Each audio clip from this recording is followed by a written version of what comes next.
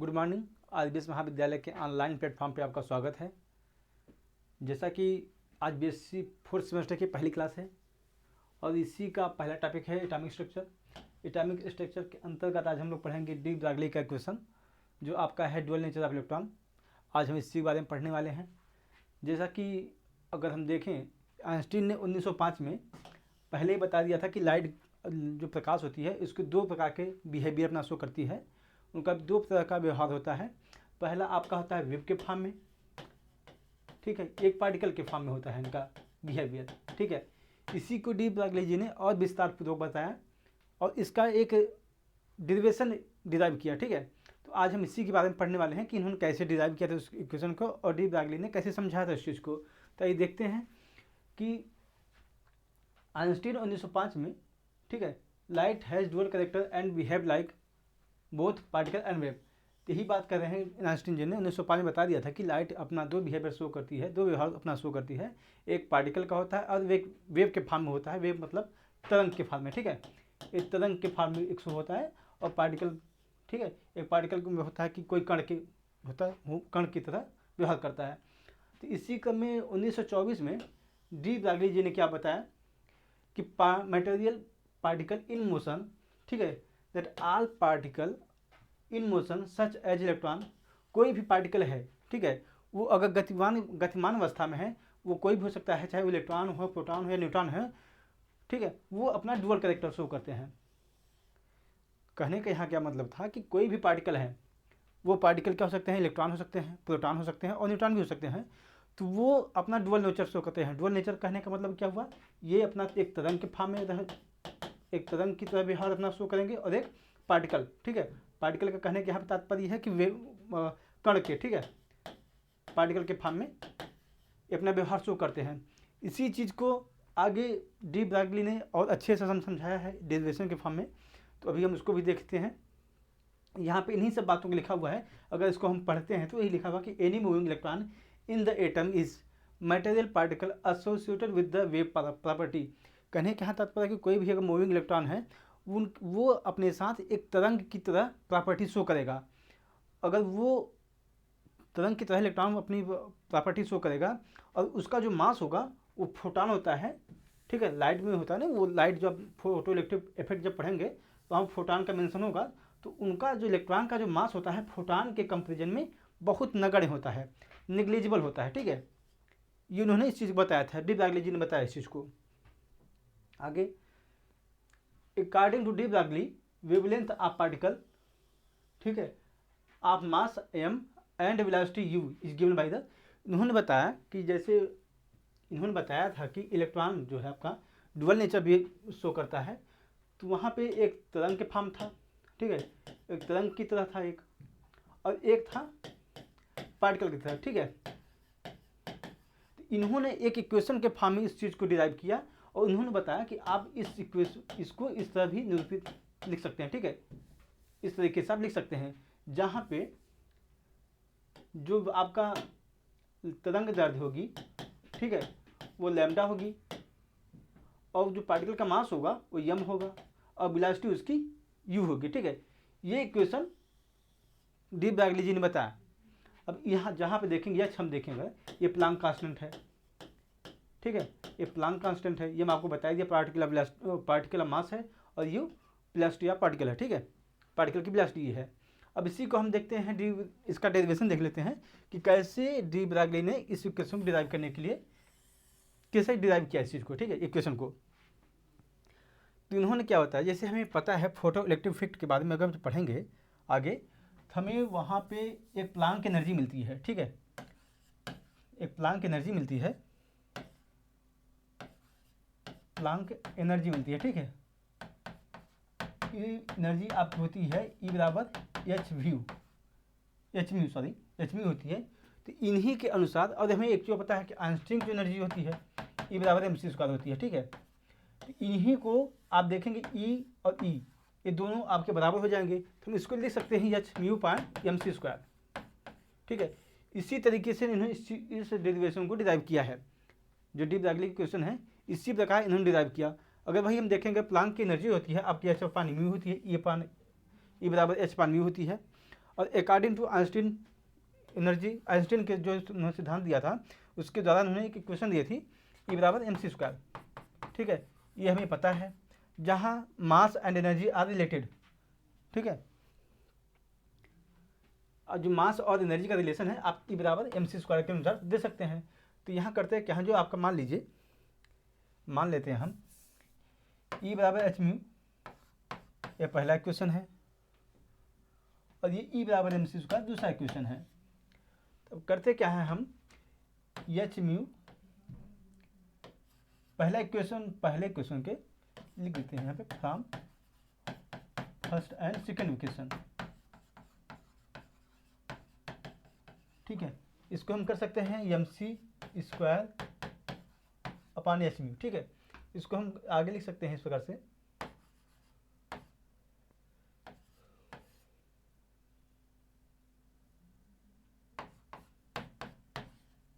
इस तरीके से हम लिख सकते हैं। हम अगर देखें आगे, या फिर आप ऐसे कर देते हैं, ठीक है, आप इसको ऐसे भी लिख सकते हैं mc²,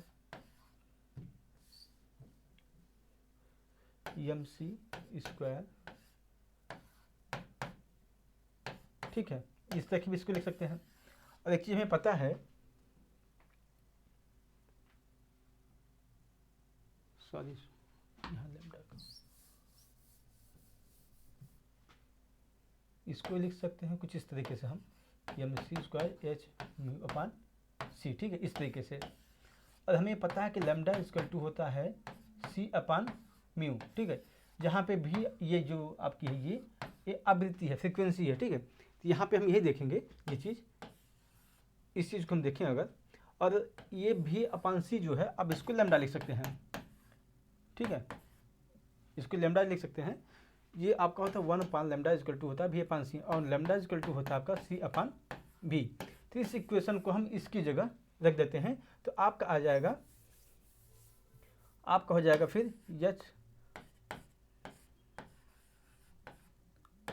ठीक है, ये आपका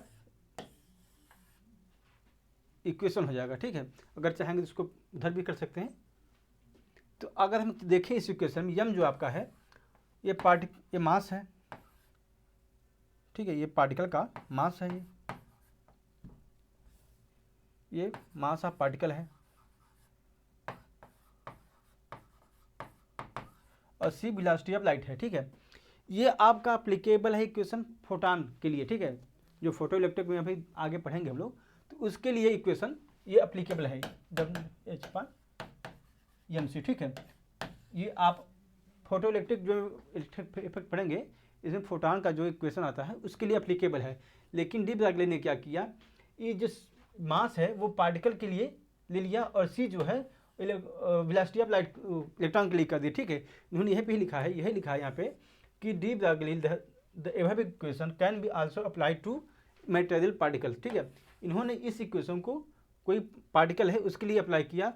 वहाँ क्या किया, जो यम है, यम जो था यहाँ पे h अपॉन mc जो था, यम क्या किया उन्होंने, जो पार्टिकल ऑफ मास यहाँ कर दिया इसको।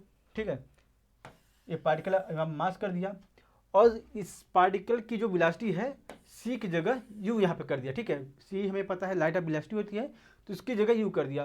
तो इसको कैसे लिख सकते हैं आप, h अपॉन mu लिख सकते हैं। और एक चीज़ हमें पता है, मास इंटू वेलोसिटी होती है आपकी संवेग होता है। ठीक है, मोमेंटम होता है, तो इसकी जगह ये कर दिए, फिर h अपॉन p कर दिए, lambda upon h upon p। ठीक है, और यही डी ब्रॉगली का क्वेश्चन है। तो इस तरीके से हम देख सकते हैं, इन्होंने डिराइव किया लैम्डा बराबर h upon p, de Broglie के क्वेश्चन। ठीक है, तो हम इसकी आगे देखते हैं। अब एक और टॉपिक है वेव नेचर ऑफ इलेक्ट्रॉन, इसको देख लेते हैं। इसको देखने से पहले हमें कुछ चीज़ें समझनी पड़ेगी। जैसे बोहर ने बताया था कि कोई भी इलेक्ट्रॉन है वो अपनी निश्चित कक्षा में न्यूक्लियस के चारों तरफ घूमता रहता है। ठीक है, जैसे मान लीजिए ये न्यूक्लियस है और इसी के चारों तरफ इलेक्ट्रॉन घूमता रहता है। ठीक है, उनकी एक कक्षा होती है, अगर बोहर्स में देख पढ़ेंगे तो उसका के होता है, यल होता है, यम होता है, और एन भी होता है, इसके आगे और भी होते हैं। ठीक है, चलता रहता है इस तरीके से। तो ये एक निश्चित कक्षा में घूमते रहते हैं, ये बोहर जी ने बताया था। लेकिन डी ब्रॉगली ने क्या कहा कि कोई भी इलेक्ट्रॉन निश्चित कक्षा में न घूम के वो कभी इन्होंने क्या कहा कि जैसे न्यूक्लियस है, ये यहाँ पे आपका न्यूक्लियस था ये, ठीक है, ये न्यूक्लियस था, ये आपका न्यूक्लियस, ये आपका न्यूक्लियस है, ठीक है। ये जो इलेक्ट्रॉन आपके इसके न्यूक्लियस के चारों घूमेंगे, कभी ये इसके पास आएंगे, कभी इसके दूर जाएंगे, ये वेव के फॉर्म में घूमते रहते हैं, ठीक है, सर्कुलर मैनर में ये वेव के फॉर्म में घूमते रहते हैं। डी ब्रागली जी ने ये बताया, और वहाँ बताया गया था बोहर में कि निश्चित कक्षा में घूमते रहते हैं। इन दोनों की बातों में सिर्फ यही एक डिफरेंस था। और इन्होंने एक चीज़ और बताया था कि कोई भी इलेक्ट्रॉन उसी कक्षा में घूमेगा जिसका एंगुलर मोमेंटम जो होता है एम भी, ये एम भी याद, ठीक है, एंगुलर मोमेंटम एन एच अपान 2 पाई के बराबर होगा, ठीक है। कोई भी इलेक्ट्रॉन उसी कक्षा में घूमेगा जिसका एंगुलर मोमेंटम एच अपान 2 पाई के बराबर होगा। तो ये बताए थे बोहर जी ने। और इसके बाद इन्होंने एक इक्वेशन यही दिए थे, एम भी आर बराबर एच अपान 2 पाई, ठीक है। यहाँ पे एन भी कर सकते हैं, एन आपकी नंबर ऑफ ऑर्बिटल होगा, ऑर्बिट होगा, किस कक्षा में है वो, ठीक है। तो ये इन्होंने बताया था। इसी को डी ब्रागली जी ने डिराइव किया था इक्वेशन के फॉर्म में। ये जैसा बताया था मैंने, बोहर्स ने इसी को बताया था कि कोई भी इलेक्ट्रॉन, ये जो आपका एंगुलर मोमेंटम होगा, एंगुलर मोमेंटम जो होगा आपका एन एच अपान 2 पाई के बराबर होगा, तभी उसी कक्षा में घूमता रहता है वो। अब क्या हुआ, डी ब्रागली ने क्या कहा, जैसा उन्होंने बताया कि कोई भी इलेक्ट्रॉन है, ठीक है, न्यूक्लियस आपका होगा, इलेक्ट्रॉन ये कक्षा उसकी हो गई, ये वेव के फॉर्म में घूमते रहते हैं, ठीक है।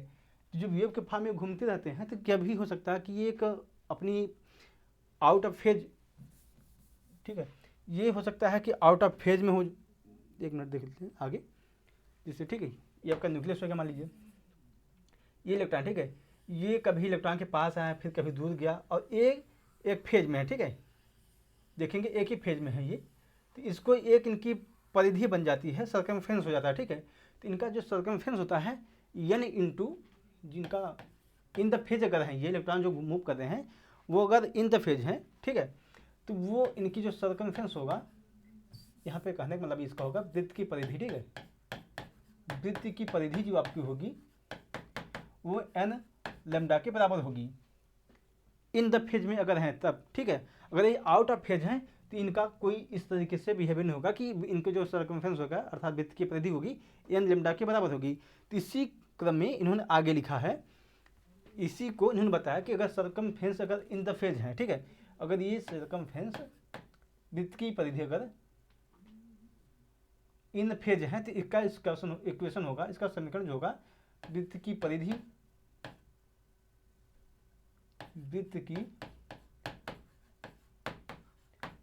जो होगी आपकी वो बराबर होगी एन अपान लेमडा के, ठीक है।